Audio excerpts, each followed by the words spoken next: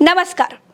इस देश में मनुवादियों की आंखों में बाबा साहेब कितना खटकते हैं, इसका उदाहरण मैं आपको दिखाती हूँ। बाबा साहेब के जन्मदिन पर एक्स पर जिस वर्ग को 400 सीटें संविधान बदलने के लिए चाहिए थी, उस वर्ग ने बाबा साहेब के जन्मदिन पर बधाई देने के बजाय अंग्रेज का दलाल ट्रेंड कराया। ये देखिए, एक तरफ अंबेडकर को मानने वाले लोग भीमराव अंबेडकर ट्रेंड करा रहे थे, दूसरी तरफ मनुवादी अंग्रेज का दलाल ट्रेंड कराया। अंबेडकर के लिए कितनी नफरत भरी है मनुवादियों में, आप इससे ही समझ सकते हैं। दोस्तों, अंबेडकर और अंबेडकरवादी इस देश में मनुवादियों की राह का सबसे बड़ा रोड़ा है। उत्तर प्रदेश में भाजपा का शासन है और कहने के लिए तो यहाँ भी बाबा साहेब का संविधान लागू है, लेकिन बाबा साहब के बनाए नियम जातिवाद के जूतों के नीचे कुचल दिए गए हैं। आगरा में प्रदर्शन में ज्यादातर ठाकुर साहब लोग संविधान के राज में भाजपा की छत्रछाया में हाथों में हथियार लहरा रहे हैं।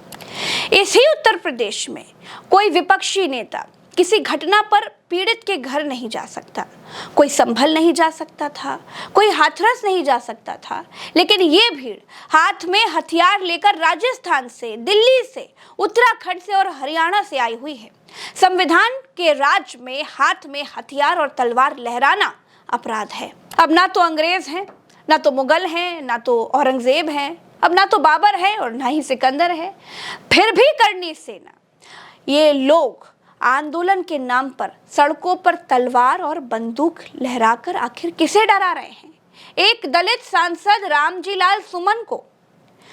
दोस्तों, ये वही मानसिकता है जो दलित को मूंछ रखने से रोकती है। ये वही मानसिकता है जो दलित को घोड़ी चढ़ने से रोकती है। ये वही मानसिकता है जो दलित को अच्छे कपड़े पहनने से रोकती है। ये वही मानसिकता है जो दलित को एक नल से पानी भरने से रोकती है। बाबा साहेब की वजह से तस्वीर थोड़ी बदली है, लेकिन उतनी नहीं बदली है जितनी बदलनी चाहिए थी।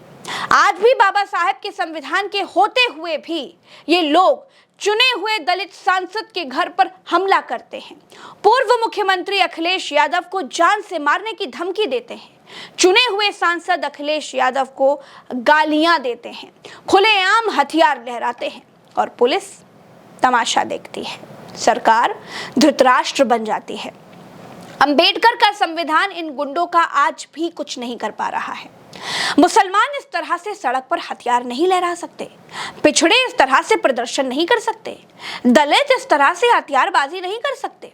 लेकिन बाबा साहेब के संविधान के होते हुए ठाकुर राज में ये ठाकुर खड़नी सेना को हथियार लहराने की, दलित सांसद के घर पर हमला बोलने की पूरी आजादी है। दोस्तों, रिपोर्ट कहती है कि आगरा में जिस जगह पर ये सेना सरकार के होते हुए हथियार लहरा रही थी, वहां पर पुलिस भी थी, लेकिन पुलिस इनके आते ही खिसक गई। नरेंद्र मोदी को 400 सीटें संविधान बदलने के लिए चाहिए थी। दलितों ने सबक सिखाया और बताया कि मनवादियों की आने वाली 500 पीढ़ियां भी संविधान नहीं बदल पाएंगी, इसीलिए मोदी संविधान को माथे लगा रहे हैं।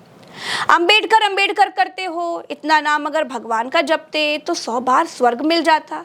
संसद में ये बात कहने वाले अमित शाह को भी अंबेडकर के हैप्पी बर्थडे पर बधाई देनी पड़ी है।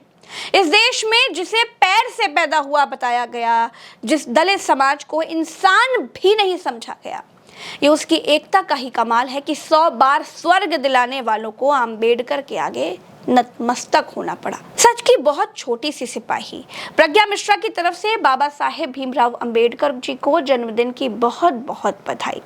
अगर बाबा साहेब ना होते तो कब का बोलने का अधिकार, सच दिखाने का अधिकार, सच लिखने का अधिकार, आवाज उठाने का अधिकार नॉन बायोलॉजिकल सरकार ने खत्म कर दिया होता। भारत कब का चीन बन गया होता। भारत भारत इसीलिए है क्योंकि यहाँ अंबेडकर को मानने वाले हैं, क्योंकि यहाँ अंबेडकर का कानून है, क्योंकि यहाँ अंबेडकर की आत्मा है। दोस्तों, राणा सांगा के लिए ये ठाकुर सेना, माफ कीजिएगा करणी सेना, दलित सांसद रामजी लाल सुमन के घर पर चढ़ाई करने को तैयार है।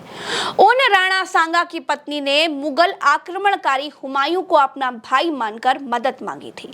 हुमायूं ने राखी स्वीकार करके मदद भी की थी और राणा सांगे के बेटे को गद्दी पर बिठाया था। दोस्तों, राणा सांगा की पत्नी रानी कर्णावती ने हुमायूं से मदद मांगी थी।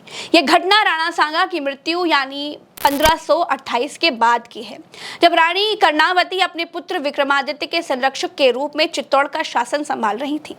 1535 में जब गुजरात के सुल्तान बहादुर शाह ने चित्तौड़ पर हमला किया तो रानी कर्णावती ने मेवाड़ की रक्षा के लिए मुगल सम्राट हुमायूं को राखी भेजी।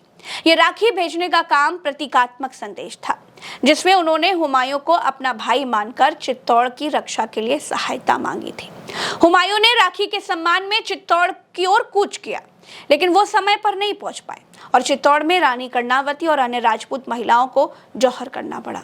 तो राणा सांगा के सम्मान में लड़ने वाले मुगलों से नफरत करने वाले सिर्फ राजनीतिक ढोंग कर रहे हैं और उत्तर प्रदेश में सत्ता की मिली भगत से सजातीय लोगों को तलवारें लहराने और भय का माहौल बनाने की मौन इजाजत दी जा रही है। दोस्तों, इस वीडियो में इतना ही।